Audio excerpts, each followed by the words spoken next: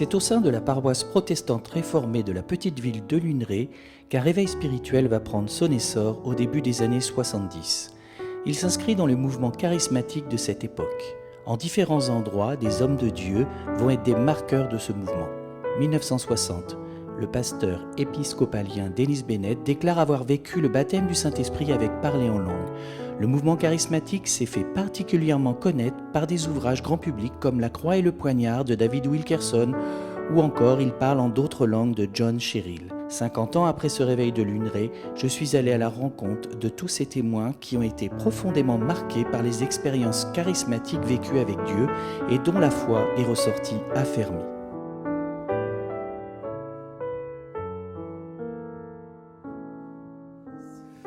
Alors, c'est vrai que un réveil, ce sont des étincelles un peu partout. Mais enfin, il faut bien que ça commence quelque part. Et Luneray a été un point de départ. Mais il y a eu des endroits en France qui ont été également touchés par ce mouvement. À Luneray, c'était un peu particulier parce que c'était vraiment dans une paroisse. Et cette paroisse, en fait, a reçu le réveil, et puis ensuite, ça s'est développé à partir d'une paroisse réformée. Ça ne veut pas dire, quand je dis réformée, que les réformés étaient hostiles au réveil. Il y a eu des réveils dans l'Église réformée de France, il n'y a pas de problème. Et quand on regarde bien l'histoire, l'histoire, par exemple, du XVIIe siècle montre qu'il y avait un mouvement qui s'appelle les prédicants et le prophétisme cévenol, c'est-à-dire que ce n'est pas nouveau. Par contre, ce que j'ai noté, c'est qu'à l'époque, on était dans les années 68 avec mai 68 et toutes ces conséquences où il y avait tout et n'importe quoi. Dieu a répondu à ce tout et n'importe quoi qui se manifestait jusque dans l'Église, par une irruption de l'esprit. Alors ça s'est passé comment? Ça a débuté par, je dirais, le baptême dans le Saint-Esprit. Le point central, le point de départ, c'est le baptême dans le Saint-Esprit. Alors il n'y avait que chez les pentecôtistes ou les ADD, les Assemblées de Dieu, où on parlait du baptême dans le Saint-Esprit. Dans l'Église réformée, il fallait s'en méfier. Et puis j'ai assez entendu, par exemple, des conseillers presbytéraux de l'Église réformée dire « Oh là là là, vous savez, le baptême dans le Saint-Esprit, on met un steak dans la main, et puis on met l'autre main dessus, et puis après il cuit, et... » Je dis « Mais ça n'a rien à voir, ça c'est du n'importe quoi. » Mais c'est jamais ça, moi. Est-ce que vous m'avez vu faire des choses pareilles?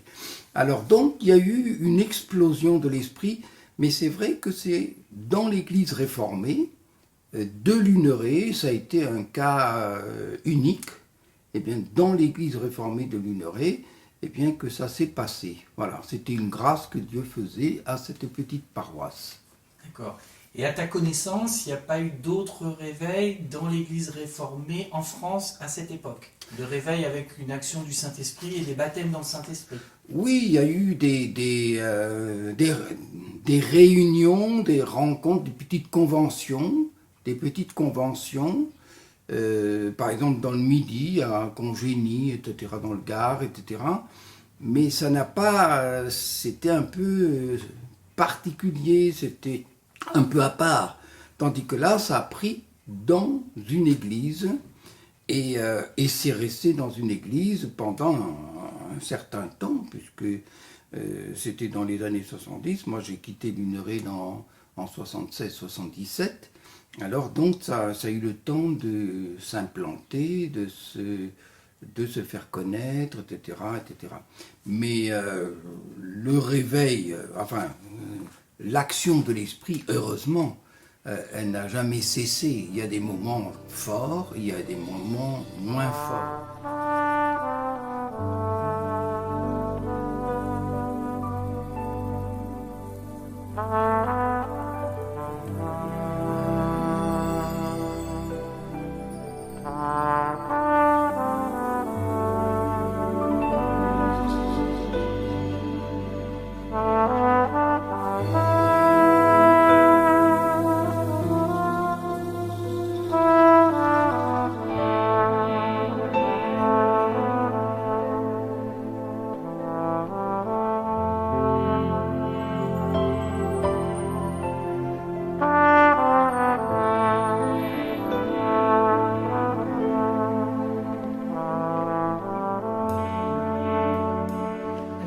arrivée des assemblées de Dieu de la région parisienne. Ça faisait déjà 5 ans que j'étais convertie, que j'avais donné mon cœur au Seigneur, ma vie au Seigneur, et que je voulais le servir. Et puis, en arrivant à Luneray, eh bien, ce que j'ai trouvé, c'est vraiment la vie de l'esprit, vraiment d'une manière très très forte.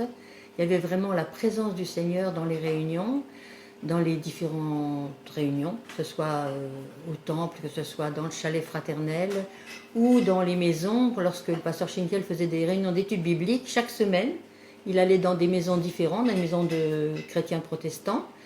Et moi, ce qui m'a beaucoup touchée, c'était les études bibliques qu'il faisait, parce que la parole de Dieu me parlait beaucoup, m'interpellait, me nourrissait, je ressentais vraiment la présence de Dieu, et peut dire que toujours on ressentait la présence de Dieu d'une manière très forte. Où que je sois, je ressentais la présence de Dieu, même à la maison, quand j'étais à la maison, en dehors des rencontres, en dehors des réunions, je ressentais beaucoup la présence de Dieu, la présence du Saint-Esprit, et on était vraiment dans une ambiance de réveil, quoi. Il y avait vraiment le feu, l'onction de Dieu. Et qu'on soit n'importe où en réunion, on était le dimanche après-midi, c'était dans le chalet. Il y avait aussi beaucoup de choses qui se passaient. Un soir, il y avait une réunion et le pasteur dit aux parents, eh bien écoutez, amenez les enfants, faites entrer les enfants parce que je veux prier pour eux, le Seigneur veut les bénir. Et il y avait déjà beaucoup d'enfants qui étaient là assis avec leurs parents, qui dormaient même à côté des genoux de leurs parents. Et au moment où le pasteur Schinkel il a levé les mains en disant « Seigneur, tu bénis les enfants », tous les enfants sont tombés à terre, sans se blesser. Mais ils sont tous tombés par terre d'un seul coup, sous l'onction, sous la présence de Dieu, sous la bénédiction du Seigneur. Et ça a été quelque chose qui m'a quand même touchée, marquée et que j'ai retenu, quoi. Une des choses qu'on a vécues.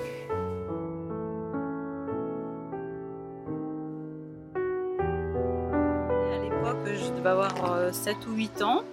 Je participais aux réunions souvent qui étaient donc dans ce chalet l'après-midi et même le soir. Et je me rappelle le jour où j'étais baptisée en Saint-Esprit, j'ai pas tout de suite parlé en langue, mais ce jour-là, on a appelé les enfants qui voulaient être bénis par le Seigneur de s'approcher. Et les enfants, on a prié pour les enfants et donc moi je me suis approchée. Et j'ai été touchée par le Seigneur à ce moment-là. Et j'ai vu comme des grandes gerbes de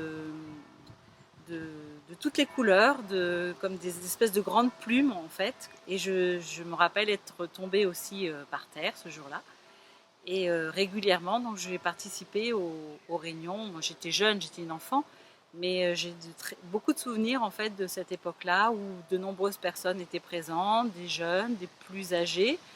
Et on mangeait ensemble, on était ensemble autour de la parole de Dieu.